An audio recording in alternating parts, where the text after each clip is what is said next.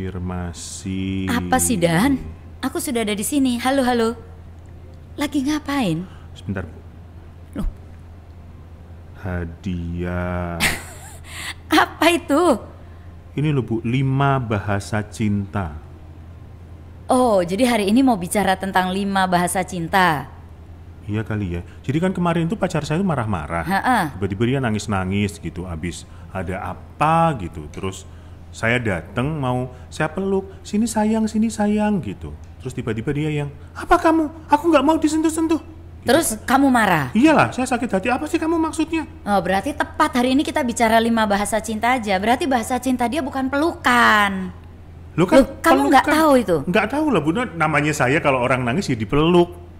Oh, kamu aja nggak tahu, berarti kita bahas 5 bahasa cinta hari ini, Dan. 5 bahasa cinta ya kan, kita bahas kali ini. Jangan lupa subscribe di channel ini, nyalakan loncengnya ya, dan kita akan ngobrol-ngobrol di dunia Diani. Oke, jadi sekarang kamu ternyata sudah punya pacar. Sebenarnya itu nggak mau saya kenalin dulu, Bu, baru 2 hari. Terus sudah putus sekarang.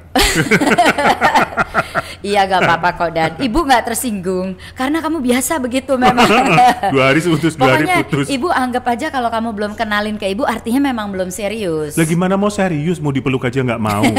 Tadi kan kita bilang mau bicara, makanya bahasa cinta. Ini tuh ada quality time. Ada. Jadi sebenarnya bahasa cinta ada 5, Dan. Ada 5. Ada 5. Okay. 5 love languages. 5 love languages. Okay. Yang pertama itu adalah kata-kata pujian. Words of affirmation, afirmasi, kata-kata.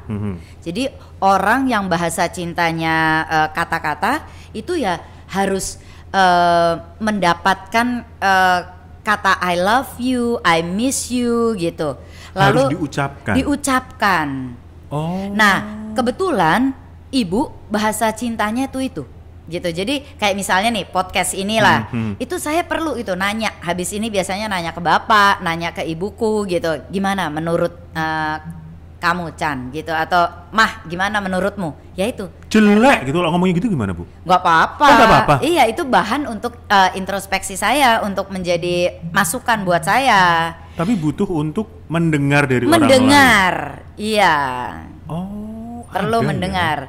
Ya? Itu juga termasuk dalam terima kasih. Ada orang yang maksudnya? Begitu memberikan sesuatu, terus orangnya nggak bilang terima kasih gitu ya. Itu dia bisa berhari-hari memikirkan gitu. Kok si om itu atau tante itu nggak telepon ya? Kok nggak WA ya? Nggak bilang terima kasih ya gitu. Oh. Ya karena ternyata bahasa cintanya orang tersebut adalah kata-kata. Jadi perlu mendengar. Oke, kalau zaman sekarang lewat WhatsApp itu cukup? Bisa, tapi ya itu, kalau memberikan sesuatu di WhatsApp, terima kasih ya Om, Tante, atau terima kasih ya Daniel atau Diani. Nah itu udah cukup bagi dia tuh, yes ini kata-kata gitu. Karena kan kadang-kadang banyak orang bilang mengungkapkan cinta nggak harus disampaikan I love you gitu. Kalau buat yang ini nggak bisa? Nggak bisa, dia harus dengar.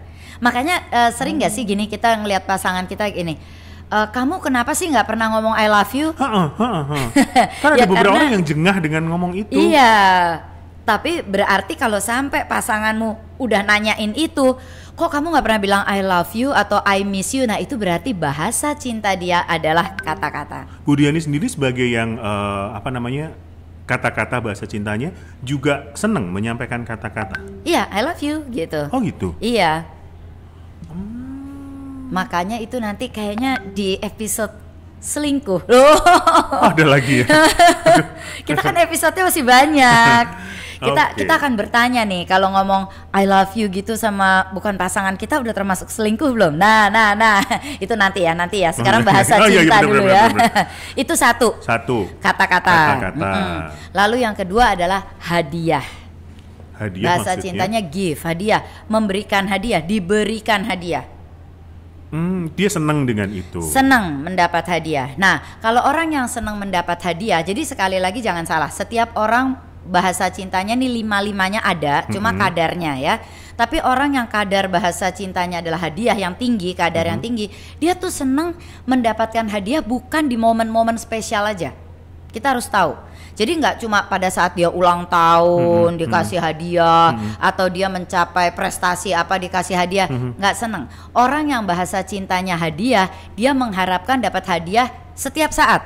Boros dong, Bu. Enggak, bisa dalam bentuk makanan aja dia seneng. Oh gitu. Iya, jadi misalnya lagi kerja, kasih kacang goreng, gorengan gitu. Boleh, cukup. Itu bagi dia tuh pemberian gitu. Oh. Hadiah tuh pemberian, jadi pacarku perhatian yang ngasih aku walaupun kacang atau gorengan atau makanan nih untuk makan siangmu gitu ya, itu udah happy. Oh, besok saya kasih gula Jawa gitu ya, Bu. Ngomong-ngomong kamu ngasih aku gula batu ya? Oh iya, sudah nyampe. Iya, selamat ngopi-ngopi ya. Itu hadiah. Saya baru ingat, sorry. Lupa bilang terima kasih lagi. Iya, saya keterlaluan. Terima kasih. Nah, tapi kamu kan tidak. Ini kita sekalian bahas ya, nggak apa-apa. Kamu nggak merasa kok ibu nggak terima kasih gitu ya? Yes, nah, berarti bahasa cintamu bukan kata-kata. Oh. Bagi kamu mungkin kata-kata tuh di urutan kelima porsinya, maksudnya it's okay lah, pokoknya ibu udah terima gitu. Tapi ada orang yang benar-benar memang nggak bisa. Kalau bahasa cintanya itu adalah words of affirmation, ini orang kok nggak terima kasih sih gitu. Kalau tadi ibu yang kata-kata kan senang mendengarkan dan juga mengatakan, yang hadiah juga begitu biasanya. Mengatakan, iya. Akan memberi jadi gitu. Gini ya, cara kita mengetahui bahasa cinta seseorang, lihat apa yang paling sering dia lakukan. Itu sebenarnya cerminannya dia. Oke. Iya, jadi kayak dia nih ya, soal terima kasih lagi nih kembali. Karena saya ini bahasa cintanya adalah kata-kata. Kalau saya nggak terima kasih ke orang, saya pun merasa bersalah. Gitu, lupa belum bilang terima kasih gitu.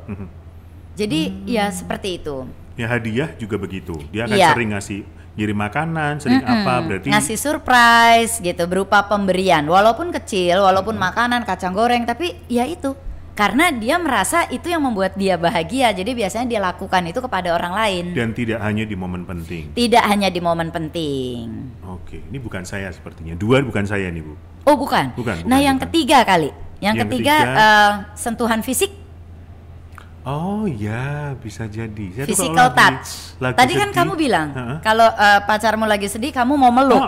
Ya itu berarti cerminan kamu. Kamu merasa bahwa saya kalau sedih juga pengennya dipeluk. Iya. Kalau saya lagi nggak enak hatinya, lagi sedih itu kalau nggak dipeluk ya pokoknya dielus-elus punggungnya gitu sambil dikerokin gitu. Itu masuk angin. Itu masuk angin. Pegangan tangan itu cukup. Atau ketika saya suka sama seseorang, bahkan di mall pun akan curi-curi waktu untuk ngerangkul punggung. Iya gitu. Iya. Nah, bagi orang yang bahasa cintanya bukan sentuhan fisik, kadang-kadang apaan sih gitu. Jadi jadi sahabat Diani dan Daniel jangan tersinggung kalau pasangan kita misalnya di mall ya, kalau orang yang sentuhan fisik tuh seneng kayak tadi kamu bilang, tahu-tahu ngerangkul pinggang gitu. Tapi tahu-tahu pacar kita apaan sih gitu. Jangan tersinggung. Dia itu bukan bahasa cintanya bukan physical touch. Jadi dia risih. Atau dia lagi bisulan. Oh iya bisa jadi. Pacar saya mungkin bukan physical touch ya, karena beneran nggak mau dipeluk gitu ya. Apa sih? Jadi dia pasti punya physical touch juga ada, tapi kadarnya tuh tidak tinggi, mungkin di urutan kelima. Jadi dia kalau apalagi di depan umum enggak gitu. Bisa begitu. Nah yang keempat adalah act of service, tindakan pelayanan. Misalnya? Ya ini, misalnya kita lagi sibuk, terus tahu-tahu suami kita bantu cuci piring. Nah itu act of service, tindakan pelayanan. Nah itu membuat seseorang yang bahasa cintanya adalah act of service senang sekali. Seperti itu. Dibantu, iya. Dan tidak boleh disuruh ya. Bagi orang yang bahasa cintanya adalah act of service, kalau sampai dia nyuruh, misalnya itu artinya dia udah kesel, dia tidak mendapatkan bahasa cintanya. Kamu cuci piring dong. Gitu. Saya udah sibuk nih, udah nyapu ngepel, kok kamu malah nonton TV, cuci piring dong, bantu cuci piring. Nah itu udah sebenarnya kalau pasangan kita sampai ngomong gitu, itu sebenarnya udah pip, udah ada lampu kuning. Maksudnya berarti dia merasa bahasa cintanya dia tidak terpenuhi. Bahasa cintanya dia ternyata act of service. Gitu. Dan tidak boleh diminta gitu. Jadi memang kita yang harus, karena kita tahu pasangan kita bahasa cintanya act of service, tanpa diminta kita udah harus tahu sendiri, bantu. Jadi ketika saya datang ngapel ke tempat pacar saya, mulai dari buka pintu saya nyapu, ngepel, bersih-bersih, Jangan cuci dong. piring. Kalau di pacarmu itu masih rumah orang tuanya. Oh iya bener. Bahasa cinta orang tuanya bukan itu, dia pikir ngapain nih anak. Digaji nanti saya sama bapak ibunya. Mau jadi pacar apa mau jadi ART? Oh ya, act of service, melayani. Gitu ya. Jadi itu dong Bu, pasti bakal seneng kalau dia tinggal di hotel, itu seneng kali ya. Ada yang membantu, ada yang melayani. Bukan, ini kan bahasa cinta ini kan dari orang yang kita sayangi. Jadi kita mengharapkan itu. Oh. Bukan dari tinggal di hotel, dari housekeeping. Tapi dari orang yang kita cintai, entah itu istri kita, entah itu suami kita. Ngomong-ngomong bahasa cinta, ini juga berlaku ke anak loh ya. Lupa tadi saya bilang, berlaku gitu. ke anak. Jadi bukan antara suami istri aja. Kita harus tahu anak kita bahasa cintanya apa. Kalau anak kita bahasa cintanya adalah touch ya, sentuhan, sekedar tos gitu aja dia udah happy banget. Oh besok sama pacar saya tos juga deh. Hai sayang, tos gitu udah. Iya, jadi ada anak yang kadang-kadang kan tos kan nggak mau kan. Terus dia ada yang suka banget gitu. Iya, tapi ada yang nggak mau kan, ada yang nggak mau. Ya berarti dia mungkin memang bukan sentuhan. Tapi ada yang senang tos berkali-kali tos gitu. Nah itu kita harus udah mulai peka. Jangan-jangan dia bahasa cintanya memang sentuhan.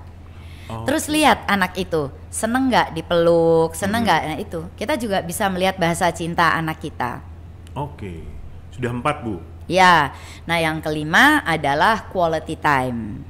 Ini saya kalau ini. Waktu yang berkualitas. Saya itu paling seneng kalau pas pacaran itu ya sudah nggak ngapa-ngapain di rumah, nonton TV, makan martabak, ngobrol sekenanya, atau sibuk sendiri-sendiri. Tapi ada dia, ya, benar. Saya juga senang begitu sih.